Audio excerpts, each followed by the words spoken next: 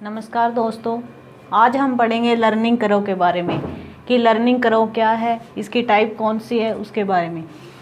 तो अधिगम वक्र या लर्निंग करो क्या होती है। कहता है कि जो सीखने की गति है ना, जो हम जिस तरीके से हम सीख रहे हैं, मीनिंग कोई भी चीज़ हमें सीखनी, मीनिंग अधिगम जो हम कर रहे हैं उसकी दर क्या होती है। कभी मतलब कम सीखते हैं, कभी ज़्यादा सीखते हैं, कभी हम क्या है कोई चीज़ को घटा रहे हैं, बढ़ा रहे हैं। इस तरह से क्या आ रहा है, एक उतार चढ़ाव जो आ रहा है अधिगम के अंदर, सीखने की जो दर है हमारी उसके अंदर।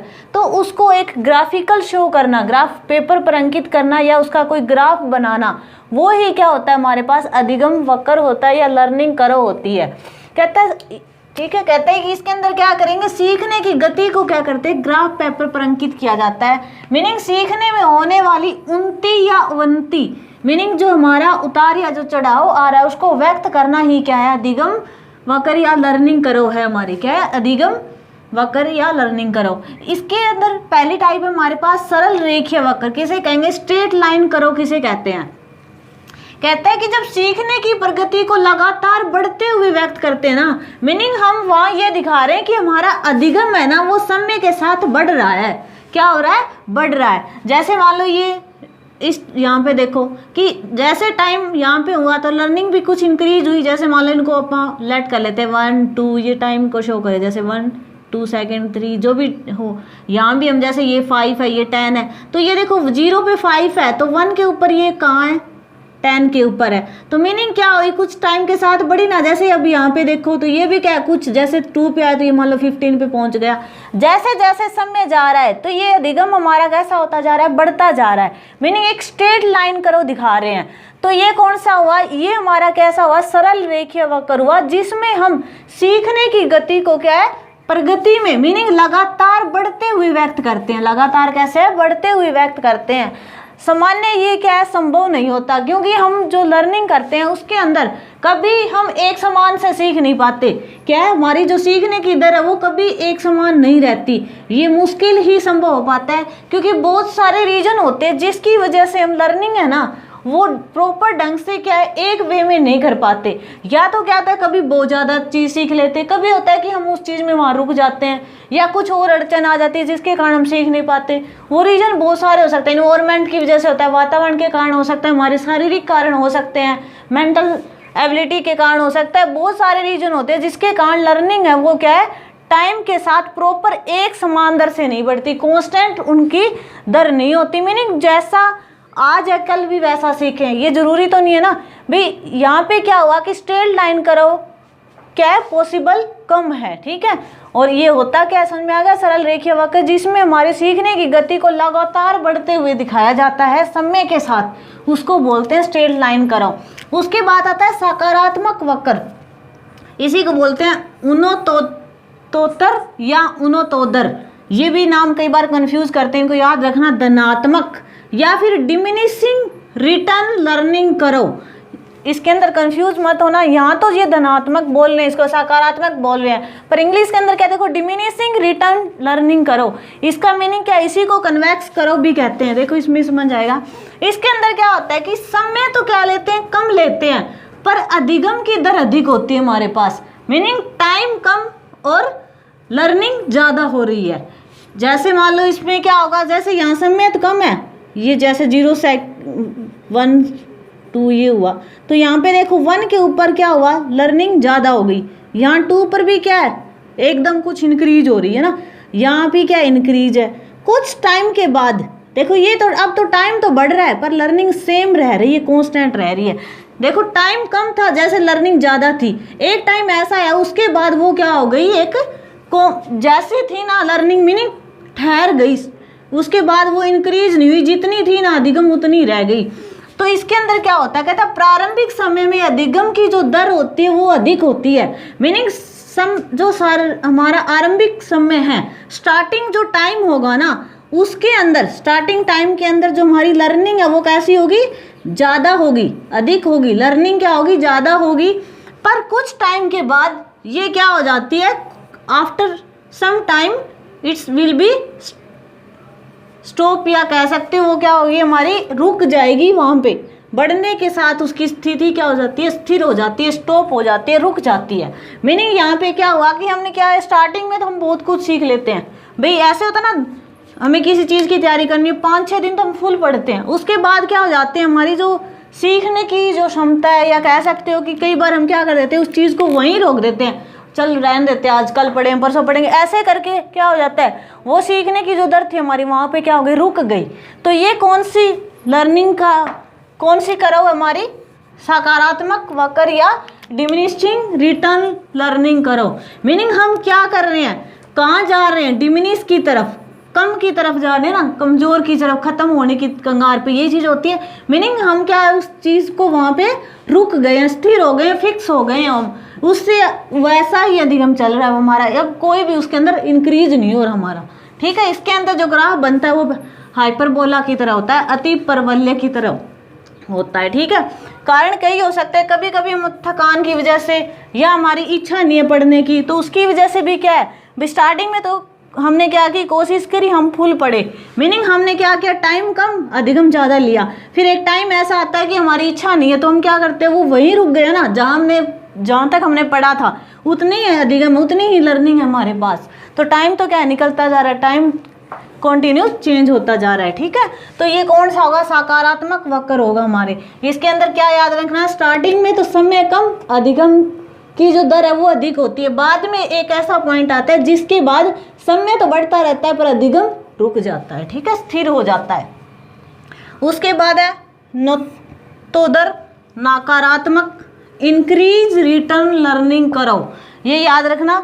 अब देखो ये नकारात्मक है पर यहाँ पे इंक्रीजिंग है, मीनिंग हम क्या कर रहे हैं, अब इंक्रीज की तरफ बढ़ेंगे, जो कर्व हमारी है वो बढ़ेगी। लर्निंग करो मीनिंग पॉजिटिव एसरलेशन करो भी बोलते हैं, इसको बोलते हैं नेगेटिव एसरलेशन करो।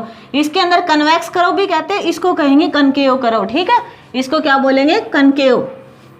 ठीक है, कहता है कि इसमें सीखने की प्रारंभिक काल में जो गति होती है वो कैसी होती है, धीमी होती है। शुरू में क्या है, कम सीखते हैं, जैसे ये टाइम बढ़ रहा है, हम तो सीख तो कुछ ही रहे हैं ना, थोड़ा ही पॉइंट है जहाँ तक हम सीख पा रहे हैं, पर टाइम तो क्या है, जाता जा रहा है, यही है।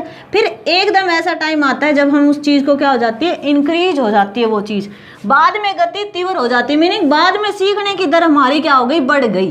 पहले तो हमने थोड़ा थोड़ा सीखा, मीनिंग स्टार्टिंग में क्या है, धीरे धीरे सीख रहे, बाद में गति क्या हो गई उसकी, तेज हो जाती है। जैसे मान लो कोई कठिन पाठ है, कोई हमें मुश्किल काम दे दिया, स्टार्टिंग में हम उस चीज़ को क्या करते हैं, धीरे धीरे करेंगे ना, बाद में क्या होता है, जैसे हमें उसकी आदत हो जाती है तो एकदम उसमें क्या हो जाते हैं हम, गति हमारी तेज होती जाती है समय के साथ। तो ये कौन सा करो बनी हमारे पास, इंक्रीज रिटर्न लर्निंग करो, पॉजिटिव एसरलेशन करो कह सकते हो, कनकेव करो कह सकते हो, हिंदी में इसको नकारात्मक वक्र या नतोदर करो या वक्र कहते हैं। ठीक है, ये ध्यान रखना बस कि सरल में स्ट्रेट लाइन जो सामान्य बहुत कम संभव है हमारी भी, जैसे अधिगम बढ़े, समय जैसे जैसे जाए अधिगम वैसे वैसे बढ़े, समान एक समान रहनी चाहिए। मीनिंग टाइम के साथ, जैसे टाइम मान लो 0, हम मान लो 5 सेकंड के अंदर जितना हमने लर्निंग लिया ना, उतनी भी अगले सेकंड के अंदर लर्निंग लेनी, मीनिंग उतने दिनों के अंदर या जितना भी टाइम हम ले रहे हैं। इसके अंदर क्या होता है, सकारात्मक के अंदर स्टार्टिंग में हम क्या होता है, समय तो हमारे पास कम होता है पर अधिगम अधिक कर लेते हैं। एक टाइम ऐसा आता है जिसके बाद हम लर्निंग नहीं करते, लर्निंग तो हमारी रुक जाती है पर टाइम तो क्या चलता जा रहा है, मीनिंग हमारे यहाँ पर क्या आ गया, लर्निंग का ठहराव आ गया, रुक गई वो लर्निंग। ठीक है, एक टाइम के बाद। इसमें क्या नकारात्मक वक्र में इसको पॉजिटिव क्यों बोला, क्योंकि शुरू में तो ये क्या थी, इंक्रीज हो रही थी ना समय के साथ, इसलिए सकारात्मक लिखा हुआ, इसको धनात्मक।